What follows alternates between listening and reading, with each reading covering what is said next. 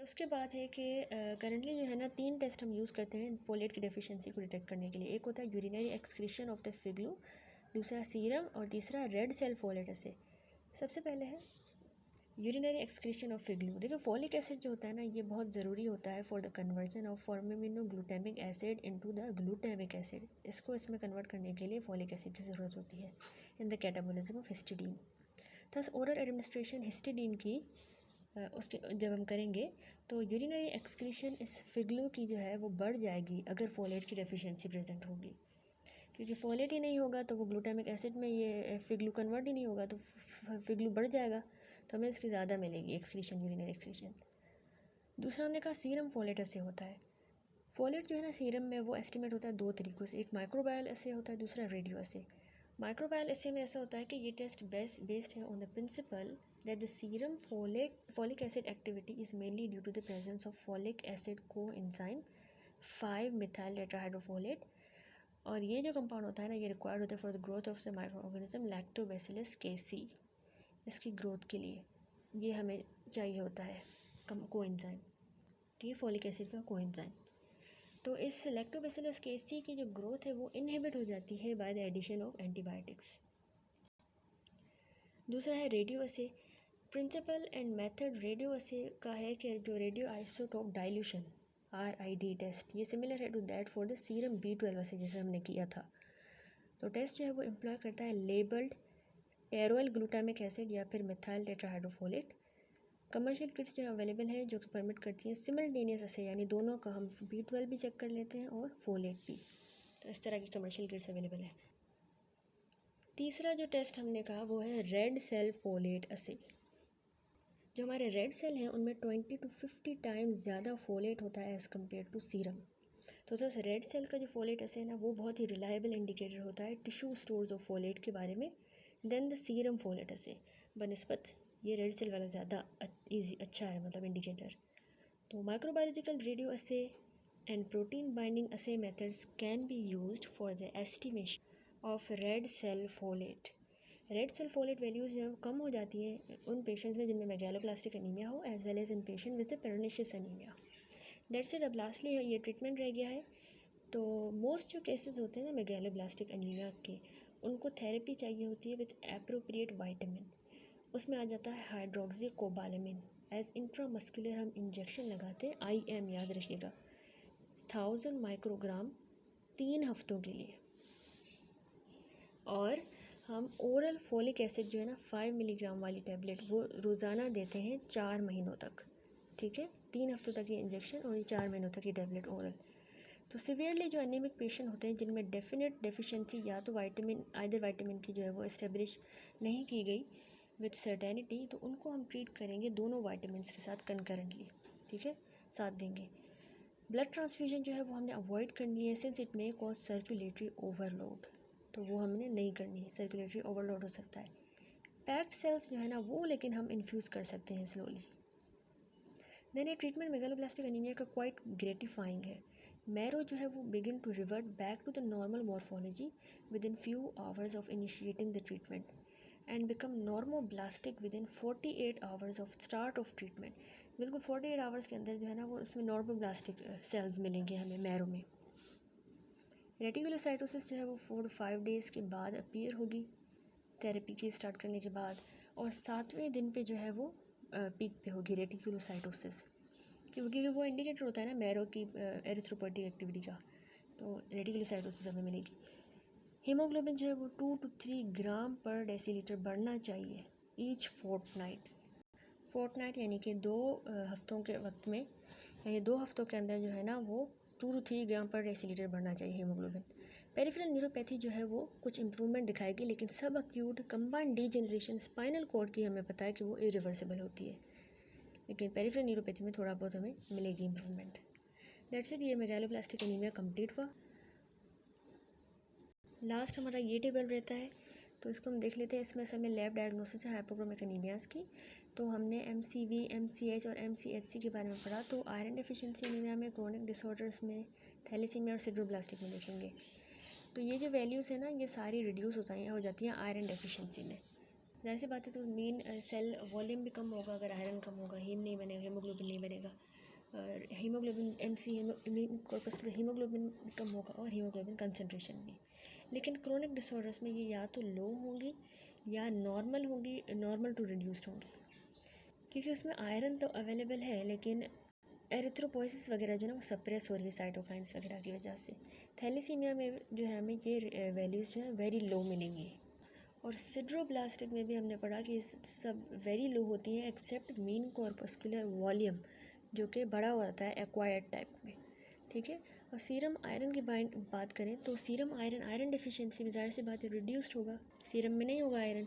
Chronic disorders वाले में भी सीरम में नहीं होगा, थैलेसीमिया में लेकिन नॉर्मल होगा सीरम में, और सिडरोब्लास्टिक अनीमिया में बढ़ा हुआ होगा सीरम का iron. Then total iron binding capacity, यानी ब्लड की कैपेसिटी कि वो आयरन के साथ बाइंड करे। बेशक आयरन डिफिशिएंसी एनीमिया में आयरन कम है लेकिन उसमें जो है वो टोटल आयरन बाइंडिंग कैपेसिटी जो होती है ना ब्लड की वो बढ़ जाती है, ठीक है।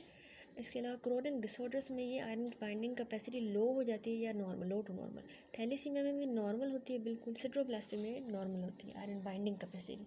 सीरम में फेरेटिन देखें अगर जो स्टोरेज फॉर्म होती है आयरन की, तो आयरन डेफिशिएंसी तो उसमें बिल्कुल कम ही होंगे सीरम के फेरेटिन। क्रोनिक डिसऑर्डर्स में ये बढ़े हुए होंगे, ठीक है। असल में ये यूटिलाइज़ नहीं हो रहे होते, हमने पढ़ा सारा क्रोनिक डिसऑर्डर्स में। तो एरिथ्रोपोइसिस वगैरह सप्रेस अवेलेबिलिटी होती है हर चीज़ की लेकिन वो यूटिलाइज़ नहीं हो रहा होता, तो ये सीरम फेरेटिन बढ़ा हुआ होगा। थैलेसीमिया में नॉर्मल होंगे और सिड्रोब्लास्टिक एनीमिया में भी रेज्ड होंगे सीरम फेरेटिन, ठीक है। इसमें कंप्लीट सेचुरेशन हो जाएगी। मैरो आयरन स्टोर्स की बात करें अगर हम, तो मैरो में आयरन डेफिशिएंसी में जाहिर सी बात है वो एब्सेंट होंगे स्टोर सारे। क्रोनिक डिसऑर्डर्स में प्रेजेंट होंगे, थैलेसीमिया में बहुत ज़्यादा होंगे आयरन के स्टोर क्योंकि ट्रांसफ्यूजन भी हम कर रहे होते हैं, और सिड्रोब्लास्टिक एनीमिया में भी हाई होंगे। आयरन इन द नॉर्मोब्लास्ट नहीं मिलेगा, नॉर्मोब्लास्ट में हमें आयरन डेफिशिएंसी में। क्रोनिक डिसऑर्डर्स में भी नहीं मिलेगा, थैलेसीमिया में मिलेगा। और सिड्रोब्लास्ट में हमने देखा कि रिंग सिड्रोब्लास्ट होता है, जो अपीयरेंस होती है रिंग की, ग्रेन्यूल्स में आयरन मिलेगा around the nucleus. Haemoglobin electrophoresis से हमें आयरन डेफिशिएंसी में नॉर्मल आएगा, क्रोनिक में भी नॉर्मल, थैलेसीमिया में अब नॉर्मल आएगा, जबकि सिड्रो में भी नॉर्मल ही मिलेगा। That's it. नेक्स्ट हम आ जाते हैं पर्निशियस अनीमिया पे। पर्निशियस अनीमिया जो है फर्स्ट डिस्क्राइब हुई एडिसन से 1855 में, उसने इसको एक्सप्लेन किया as a chronic disorder of middle aged and elderly individual of either sex, जिसमें इंट्रिंसिक फैक्टर की जो सिक्रीशन है वो सीज हो जाएगी owing to the atrophy of the gastric mucosa. Gastric mucosa की एट्रोफी की वजह से इंट्रिंसिक फैक्टर नहीं सिक्रीट हो रहा, तो आयरन की डेफिशिएंसी हो रही है, सॉरी आयरन की नहीं, जिसकी वजह से अनीमिया हो रही है। हमें पता है कि इंट्रिंसिक फैक्टर विटामिन B12 की ऑब्जॉर्प्शन के लिए ज़रूरी होता है, तो वो ऑब्जॉर्ब नहीं होगा, ठीक है। तो कंडीशन जो है ना, इसीलिए हमने इसको एडिसोनियन मेगालोब्लास्टिक अनीमिया कहा है। एवरेज एज जो है इसकी प्रेजेंटेशन की वो 60 साल की उम्र में ये अनीमिया होती है, 60 साल में, लेकिन ये रेयरली चिल्ड्रन में जो कि 10 साल की कम की उम्र के होते हैं उनमें भी देखी गई है। उसको हम कह देते हैं juvenile pernicious anaemia. Pernicious anaemia ज़्यादातर फ्रीक्वेंटली नॉर्दर्न यूरोपियन डिसेंट के जो इंडिविजुअल्स उनमें होती है और अफ्रीकन अमेरिकन्स में, और ये इतनी कॉमन नहीं है साउथ यूरोपियंस में और ओरिएंटल्स में। पैथोजेनेसिस पे आएँ तो इसमें जो है एविडेंस है to suggest that the atrophy of the gastric mucosa जो है पर्निशियस अनीमिया में वो रिजल्ट करती है इन एब्सेंस या low level of the intrinsic factor, ठीक है, caused by the auto immune reaction against the gastric parietals, यानी जो हमारे गैस्ट्रिक पेराइटल सेल्स होते हैं उनके अगेंस्ट एक ऑटो इम्यून रिएक्शन होता है और जिसकी वजह से इंट्रिंसिक फैक्टर सेक्रेट नहीं हो पाता। The evidence in support of the immunological abnormalities in the pernicious anemia are as under. Number 1 ये बात है कि इंसिडेंस जो है ना पेरिनिशियस अनीमिया का वो हाई है in patient with other auto immune disease, यानी किसी और बीमारी हो किसी को ऑटो इम्यून, जैसे ग्रेव्स डिजीज़ है, ऑटो इम्यून डिजीज़ है, myxoedema, thyroiditis, vitiligo, diabetes and idiopathic adrenocortical insufficiency. तो किसी कोई और ऑटो इम्यून डिजीज़ हो तो उनमें पेरिनिशियस अनीमिया का इंसिडेंस ज़्यादा होगा ऐसे लोगों में।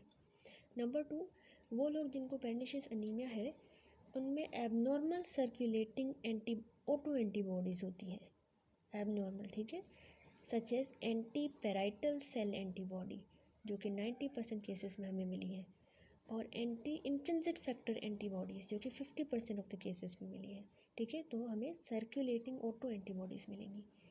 तीसरी बात ये कि रिलेटिव्स जो होते हैं ना इस पेशेंट के जिनको पर्निशियस अनीमिया है उनमें ज़्यादा इंसिडेंस होता है डिजीज़ का, या फिर उनमें ऑटो एंटीबॉडीज़ हमें ज़्यादा मिलेंगी। रिलेटिव्स वाली पॉइंट हो गई। चौथा पॉइंट है कॉर्टिकोस्टेरॉइड्स का। ये कहता है कि कॉर्टिकोस्टेरॉइड्स जो है वो रिपोर्ट हुए to be beneficial in curing the disease both pathologically and clinically, उसको ठीक कर सकता है।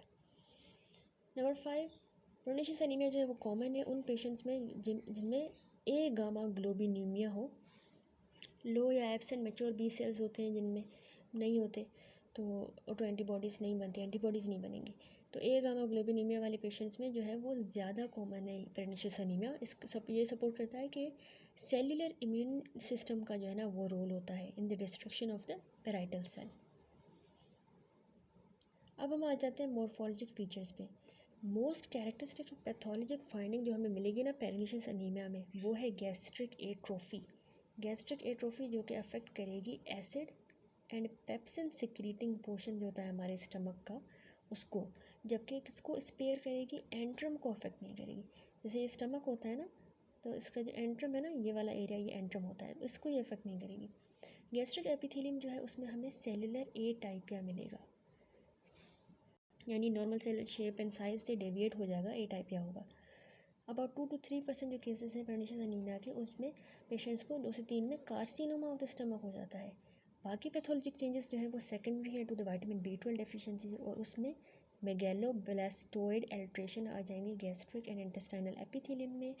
न्यूरोलॉजिक एब्नॉर्मलिटीज़ होंगी जैसे कि peripheral neuropathy and spinal cord damage. ये सारी हमने पढ़ी B12 से डेफिशिएंसी से रिलेटेड है। नेक्स्ट आ जाते हैं हम क्लिनिकल फीचर्स पे। डिजीज़ जो है इसको इंसीडियस ऑनसेट होता है, ठीक है, स्लो होता है लेकिन जो है वो कोई खास साइन सिम्टम शो नहीं करता इंसीडियस ऑनसेट के साथ, और ये स्लोली प्रोग्रेस करेगी। क्लिनिकल मैनिफेस्टेशन इसकी ज़्यादातर होती है due to the vitamin B12 की डेफिशिएंसी की वजह से। इसमें क्या होगा कि वही अनीमिया, ग्लोसाइटिस मैंने आपको दिखाई, beefy red tongues, neurologic abnormalities होंगी जैसे neuropathy, subacute combined degeneration of the spinal cord, retrobulbar neuritis, जिसमें ऑप्टिक नर्व जो होती है ना बैक ऑफ द आई पे, वो जो है इन्फ्लेम हो जाती है इसमें। इसके अलावा गैस्ट्रो इंटेस्टाइनल मैनिफेस्टेशंस हमें मिलेंगी, diarrhoea, anorexia, weight loss, dyspepsia, hepatosplenomegaly, congestive heart failure and haemorrhagic manifestations. बाकी ऑटो इम्यून डिजीज़ जैसे ऑटो इम्यून थायरोइडाइटिस भी एसोसिएटेड हो सकती है। That's it. अब हम आते हैं डायग्नोस्टिक क्राइटेरिया पे, कैसे हम इसको डायग्नोस करेंगे। सिंस इसकी प्रेग्नेंसी अनीमिया की डायग्नोसिस जो है ना वो रिक्वायर करती है कि पेशेंट जो है वो रिसीव करे lifelong parenteral B12 therapy. Diagnosis जो प्रेग्नेंसी अनीमिया की हम करते हैं by combined clinical and laboratory evaluation as per following diagnostic criteria. Number 1 है major criteria, low serum B12 level in the presence of normal renal function. ठीक है, renal function भी normal है लेकिन उसके बावजूद हमें सीरम B12 जो है वो लो मिले, तो इसका मतलब है ये इसका डायग्नोस्टिक क्राइटेरिया। ठीक है। Number 2, megaloblastic anaemia in the bone marrow examination में which should not be due to the folate deficiency. Folate वाली को एक्सक्लूड करके उसके बाद हमें जो है ना मेगैलोब्लास्टिक मिले, तो ये भी एक क्राइटेरिया है। तीसरा, positive test for the intrinsic factor antibody. ठीक है, एंटीबॉडी टेस्ट पॉजिटिव आए, ये हो गए मेजर क्राइटेरिया। दूसरा, माइनर लैब क्राइटेरिया में हमें मैक्रोसाइटोसिस मिलेगी पेरिफेरल ब्लड फिल्म में, ठीक है, बड़े बड़े लार्ज RBC। अनीमिया मिलेगी वेरिएबल डिग्री की। हाइपर गैस्ट्रीनीमिया, ठीक है, जो गैस्ट्रिन हार्मोन होता है ना उसका बढ़ जाना। इसके अलावा पॉजिटिव गैस्ट्रिक पेराइटल सेल जो होते हैं उनके अगेंस्ट एंटीबॉडी हमें पॉजिटिव मिले। दूसरा, प्लाज्मा होमोसिस्टीन लेवल भी बढ़ा हुआ हो। और नंबर 6, गैस्ट्रिक की pH अबव 6 हो, यानी अल्कलाइन, क्योंकि एसिड की सिक्रीशन जो अफेक्ट हो रही है। देन है रेफरेंस, देन है माइनर क्लिनिकल क्राइटेरिया, ये था माइनर लेबॉर्ट्री क्राइटेरिया। क्लिनिकल में हमें जो है ना न्यूरोलॉजिकल फीचर्स मिलते हैं, पेशेंट कंप्लेन करता है उसको पैरेसीजिया है, नमनेस है या अटैक्सिया हो सकता है। हाइपोथायरॉयडिज्म, फैमिली हिस्ट्री है पेशेंट की फैमिली में प्रेग्नेंसी अनीमिया की या हाइपोथायरॉयडिज्म की, तो भी हो सकता है। इसके अलावा विटिलाइगो। देन है referring standard criteria. Reference standard criteria में शिलिंग टेस्ट जो है वो हमें मैल अब्जॉर्प्शन शो करेगा ऑफ द ओरल साइनोकोबालमिन। ठीक है, ओरल जब B12 देंगे तो हमें मैल अब्जॉर्प्शन वाली मिलेगी results, corrected bye simultaneous administration of the intrinsic factor. तो जब हम इंट्रिंसिक फैक्टर देंगे तो उससे वो सही हो रहा होगा। तो ये उसका भी रेफरेंस स्टैंडर्ड क्राइटेरिया है। अब पर्निशियस अनीमिया को हम कैसे ट्रीट कर सकते हैं? इसका जो ट्रीटमेंट होता है ना, हम इन पेशेंट को विटामिन B12 के साथ ट्रीट करते हैं फॉलोइंग वे में। एक तो हम parental vitamin B12 replacement therapy करते हैं, पैरेंटल। नंबर 2, हम सिम्टोमेटिक एंड सपोर्टिव थेरेपी देते हैं, जैसे कि फिजियोथेरेपी देंगे न्यूरोलॉजिक डेफिसिट्स के लिए, एंड ओकेजनली ब्लड ट्रांसफ्यूजन भी। Number 3, follow up for early detection of the cancer of the stomach, उसके लिए फॉलो अप ज़रूरी है। मोस्ट ऑफ द एबनॉर्मलिटीज जो कि विटामिन B12 की डेफिशिएंसी की वजह से होती हैं, उनको हम करेक्ट कर सकते हैं, एक्सेप्ट द इरिवर्सिबल डैमेज अगर हो गया ना स्पाइनल कॉर्ड को, वो नहीं हो सकता। कॉर्टिकोस्टेरॉइड थेरेपी जो है वो गैस्ट्रिक लेजन्स को इम्प्रूव कर सकती है और एसिड की सिक्रीशन को रिटर्न कर सकती है, but higher incidence of gastric polyps and cancer of the stomach का जो चांस है इस तरह के पेशेंट्स में बढ़ जाता है, तो उसको हम फ्रीक्वेंट फॉलोअप से ही सिर्फ डिटेक्ट कर सकते हैं। ठीक है, कॉर्टिकोस्टेरॉइड का फ़ायदा तो है लेकिन ये नुकसान भी है। दैट्स इट, ये कंप्लीट हुआ। उसके बाद स्टार्ट करते हैं हम हीमोलाइटिक अनीमियाज। जनरल एस्पेक्ट्स देखें, सबसे पहले डेफिनेशन और क्लासिफिकेशन। हीमोलाइटिक अनीमिया डिफाइन हुई है अनीमिया जो कि रिजल्ट करती है जब रेट ऑफ रेड सेल की डिस्ट्रक्शन का रेट बढ़ जाए। ठीक है, नॉर्मली इफिट रेड सेल जो है अंडरगो करते हैं लाइसिस जब उनका लाइफ स्पैन आखिर की तरफ आ जाता है, तकरीबन 120 दिन प्लस माइनस 30 डेज भी हो सकता है, within the cells of the reticulo endothelial system में। ठीक है, कहाँ पे? स्प्लीन में। इसके अलावा एल्सवियर भी हो सकता है। एल्सवियर होगा तो हम उसको कहेंगे एक्स्ट्रा वास्कुलर हीमोलाइसिस। और हीमोग्लोबिन जो है ना वो लिबरेट नहीं होता प्लाज्मा में इन एप्रिशिएबल अमाउंट्स। ठीक है, ये हो गई नॉर्मल वाली बात। 120 डेज हो गया उसको, तो उसने स्प्लीन में या फिर एक्स्ट्रा वास्कुलर हीमोलाइसिस हुई, हीमोग्लोबिन इतनी ज़्यादा रिलीज़ नहीं हुई प्लाज्मा में, नहीं हुई। रेड सेल का लाइफ स्पैन जो है ना वो कम हो जाता है हीमोलाइटिक अनीमिया में। अब इसकी बात हो रही है, हीमोलाइटिक में उसका कम हो गया स्पैन, यानी कि हीमोलाइसिस एक्सेलरेट हो गई, जल्दी जल्दी हो रही है। However shortening of the red cell life span जो है वो नेसेसरीली नहीं रिजल्ट करता इन द अनीमिया। ज़रूरी नहीं कि लाइफ स्पैन छोटा हो गया तो हीमोलाइसिस ही हो। इनफैक्ट कंपनसेटरी जो बोन मेरो हाइपरप्लेजिया है ना, कंपनसेटरी, वो 6 to 8 फोल्ड इंक्रीज़ करवा देगा रेड सेल की production without causing anaemia to the patient. इसको हम कहते हैं कंपनसेटेड हीमोलाइटिक डिजीज़। ठीक है, वहाँ पे वो उसकी आरबीसी का लाइफ स्पैन कम हुआ, हीमोलाइसिस हुई, तो आगे से बोन मेरो ने हाइपरप्लेजिया किया, उसको हम कहेंगे कंपनसेटेड हीमोलाइटिक डिजीज़, और आरबीसी बढ़ जाएंगे। तो प्रीमेच्योर डिस्ट्रक्शन रेड सेल्स की हीमोलाइटिक अनीमिया में 2 मैकेनिज्म से होती है, प्रीमेच्योरली हो रही है। पहला तो रेड सेल्स जो है वो अंडरगो करते हैं lysis in the circulation and release their content into the plasma. Circulation में ही टूट रहे हैं, वहाँ पे प्लाज्मा में ही उनके कंटेंट रिलीज़ हो रहे हैं, इसको हम कहेंगे इंट्रावास्कुलर हीमोलाइसिस। अब इस तरह के केसेस में प्लाज्मा हीमोग्लोबिन जो है ना राइज करेगा, बढ़ता जाएगा substantially, and part of it may be excreted in the urine, यानी इसमें हमें हीमोग्लोबिन यूरिया मिलेगा। सेकेंडली, रेड सेल्स जो होते हैं ना वो टेकन अप होते हैं by the cells of the reticulo endothelial system, यानी दूसरी हीमोलाइसिस की बात करें जो रेटिकुलो एंडोथेलियल सिस्टम के हैं, वो इन रेड सेल्स को लेगा, वहाँ पे वो डिस्ट्रॉय होंगे और डाइजेस्ट हो जाएंगे। इसको हम कह रहे हैं extravascular haemolysis. Extravascular haemolysis में प्लाज्मा हीमोग्लोबिन लेवल इसीलिए बेयरली रेज होगा, यानी नहीं होगा रेज, मुश्किल से होगा। अब एक्स्ट्रा वास्कुलर हीमोलाइसिस जो है वो ज़्यादा कॉमन है ये वाली then the former. One or more factors may be involved in the pathogenesis of various hemolytic anemias. Hemolytic anaemias को हमने ब्रॉडली 2 मेन कैटेगरीज में क्लासीफाई कर दिया है। एक होती हैं एक्वायर्ड हीमोलाइटिक एनीमियाज जो कि variety of extrinsic environmental factors की वजह से हो, एक्सट्रिंसिक यानी बाहर के एनवायरमेंटल फैक्टर्स की वजह से, जिसको हम एक्स्ट्रा कॉर्पस्कुलर भी कह रहे हैं। ठीक है, इसको हम एक्वायर्ड हीमोलाइटिक एनीमिया कह रहे हैं। दूसरी हेरेडिटरी हीमोलाइटिक एनीमिया, ये यूजुअली रिजल्ट होती है इंट्रिंसिक रेड सेल डिफेक्ट, यानी रेड सेल के अंदर का कोई मसला है, तो हमने इसको इंट्रा कॉर्पस्कुलर बोल दिया, या हेरेडिटरी हीमोलाइटिक एनीमिया।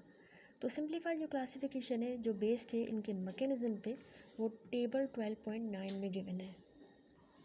ठीक है, इसमें देखें यहाँ पे क्लासिफिकेशन दिखाई गई हीमोलाइटिक एनीमिया की, तो इसको हमने जो है, एक हो गई एक्वायर्ड जो कि एक्स्ट्रा कॉर्पस्कुलर है, दूसरी हेरिडिटरी यानी इंट्रा कॉर्पस्कुलर।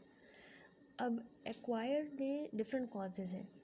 सबसे पहला है एंटीबॉडी यानी इम्यूनो हीमोलाइटिक अनीमियाज। इसमें क्या होगा कि ऑटो इम्यून हीमोलाइटिक अनीमिया एक एग्जांपल है इसकी। एंटीबॉडीज़ वाली पढ़ रहे हैं ना, तो ऑटो इम्यून में भी दो हैं, एक warm antibody immuno haemolytic anaemia, दूसरी cold antibody auto immune haemolytic anaemia. दूसरा क्या है एंटीबॉडी में, drug induced immuno haemolytic anaemia. तीसरा आइसो इम्यून हीमोलाइटिक अनीमिया। इन सब की डिटेल हम देखेंगे आगे। नंबर 2 एक्वायर्ड में एंटीबॉडी के अलावा आता है मैकेनिकल ट्रॉमा। मैकेनिकल ट्रॉमा जैसे माइक्रो एंजियोपैथिक हीमोलाइटिक अनीमिया इसमें आ जाता है। नंबर 3 डायरेक्ट टॉक्सिक इफेक्ट जैसे मलेरिया में, बैक्टीरियल इन्फेक्शन में एंड अदर एजेंट्स, तो ये भी हीमोलाइसिस करवाते हैं। Number D acquired cell membrane abnormalities. अगर ये हेरिडिटी होती तो इसमें आती है, ठीक है, लेकिन ये एक्वायर्ड है तो हमने इसको एक्स्ट्रा कॉर्पस्कुलर किया है। इसमें आती है paroxysmal nocturnal haemoglobinuria PNH। And lastly splenomegaly, वो भी जो है एक्वायर्ड हेमोलाइसिस करवाती है। अब आते हैं हम हेरिडिटी यानी इंट्रा कॉर्पस्कुलर में। उसमें क्या होता है कि या तो रेड सेल की मेम्ब्रेन में कोई मसला है, जैसे हेरिडिटी स्फेरोसाइटोसिस, हेरिडिटी एलिप्टोसाइटोसिस जिसको ओवेलोसाइटोसिस भी कहते हैं, या हेरिडिटी स्टोमेटोसाइटोसिस। नंबर 2 या तो रेड सेल के इंटीरियर में कोई डिसऑर्डर है। अब इंटीरियर में दो चीज़ें हो सकती हैं, या तो उसके रेड सेल के एंजाइम्स का कोई मसला है यानी एंजाइमोपैथीज़, या फिर उसके हीमोग्लोबिन का मसला है हीमोग्लोबिनोपैथीज़। एंजाइम्स में जो है ना डिफेक्ट आ सकता है HMP शंट में, या जैसे G6PD डेफिशिएंसी, या फिर इम्बेडेड मेयरहोफ जो पाथवे हम ग्लाइकोलाइटिक पाथवे कहते हैं उसमें कोई मसला हो सकता है, उसमें एंजाइम पायरुवेट काइनेज की डेफिशिएंसी हो सकती है। ये हो गया एंजाइमोपैथीज़। अब हीमोग्लोबिनोपैथीज़ में हमने पढ़ा हुआ है कि स्ट्रक्चरल भी मसला हो सकता है, सिकल सेल एनीमिया हो गया या अदर हीमोग्लोबिनोपैथीज़, या फिर ग्लोबिन चेन की सिंथेसिस जो है वो कम हो गई है लाइक थैलेसीमियास। तो इस तरह से हमने बहुत अच्छे तरीके से इसको क्लासीफाई किया है हीमोलाइटिक अनीमियास को। ये एग्जाम पॉइंट ऑफ व्यू से बहुत इंपॉर्टेंट है, इसको अच्छी तरह से याद कर लें। इस फिगर 12.21 में देखें, यहाँ पे diagrammatic representation classification of haemolytic anaemia की, जो कि बेस्ड है on the principle mechanism of haemolysis. एक एक्वायर्ड एक्स्ट्रा कॉर्पस्कुलर है तो उसमें ये एंटीबॉडीज़ हो सकती हैं। माइक्रो एंजियोपैथिक यानी ब्लड वेसल्स में कोई मसला, डायरेक्ट कोई टॉक्सिक इफेक्ट हो सकता है रेड ब्लड सेल पे, या रेड सेल की मेम्ब्रेन का एक्वायर्ड डिफेक्ट हो सकता है, या स्प्लीनोमेगैली।